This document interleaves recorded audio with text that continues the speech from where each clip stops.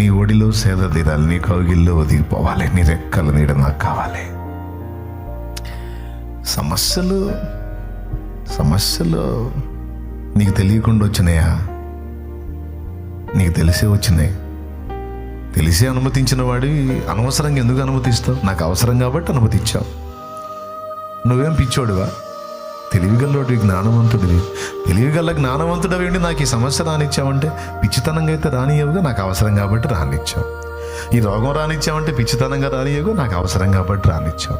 ఈ అప్పుల పాలు నేను కానీ కాబడ్డాను అంటే అనవసరంగా కాలేదుగా, అవసరం కాబట్టి రానిచ్చావు. నా మంచిని కోరే నువ్వు అవసరమని అనుమతించినవి అనవసరం అనుకుంటే నువ్వే తీసేస్తావు గయ్యా.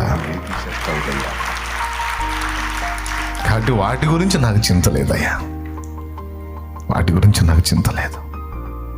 నాకు నువ్వు కావాలి, నీ సన్నిధి కావాలి, నీ బలం కావాలి.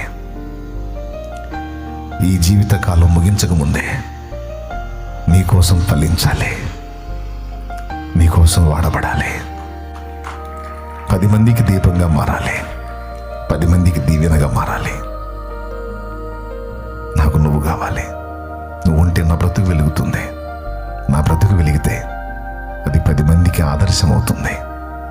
అయ్యా, నీకోసం నేను బ్రతుకున్నట్లు నన్ను అభిషేకించు, నన్ను వాడుకోయ్యా, నాకు బలమీ అయ్యా.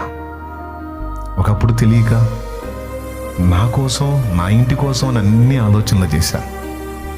ఈరోజు నాకు ఆశ లేదయ్యా. నన్ను, నా బిడ్డల్ని, వాళ్ళ బిడ్డల్ని కూడా బ్రతికించగల దేవుడు నువ్వు నాకు దొరికావు.